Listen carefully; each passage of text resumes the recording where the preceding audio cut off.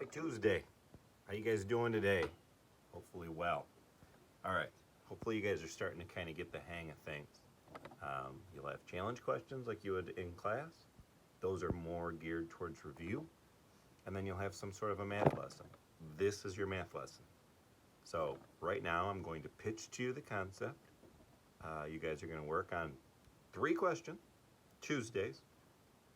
If you have any trouble finding the worksheet, just email me. I'll be happy to email you that worksheet.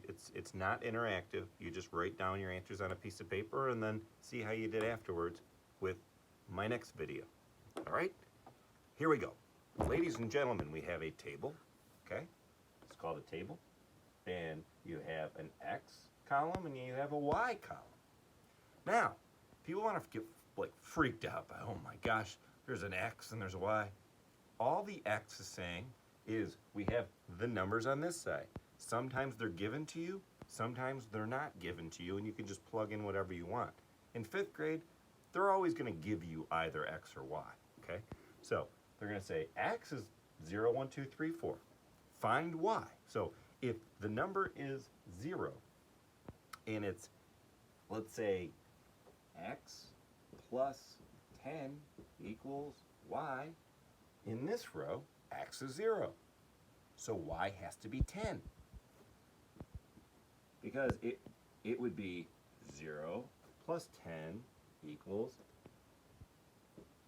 10. On this one, X is 1, so Y would be 11. You could already see the pattern. Well, I put the X back here and the Y right here. 2 plus 10 is 12. 3 plus 10 is 13. 4 plus 10 is 14. And that's how easy the table is to fill up. You just take X out, put in whatever number they want us to, and then if X is this, figure out what Y would be.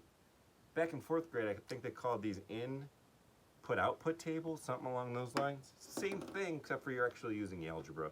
You have variables, or X and Y, that is going to stand in place of the in or out.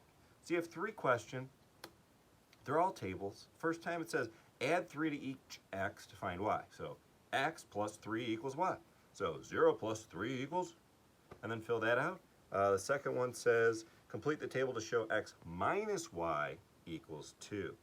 Now, that's going to be a little bit more difficult because in 5th grade, you guys know the first number has to be bigger. So 0 is actually smaller than 2. So if I have nothing and I subtract 2, your answer is going to be smaller than 0. Not only do you have 0, but you owe 2. So that answer is negative 2. Okay, and then you work your way down like that. Eventually it'll be 0, and then it'll be positive, positive. Okay? And then the third one says, what is the relationship between X and Y? So they give you the entire table. Find the pattern that goes from X to Y, and the pattern has to match all 5 different rows. All right? Good luck, and then we'll go over the answers in a second. What? What's that? It says, what's a balloon's least favorite type of music? Pop. Have fun.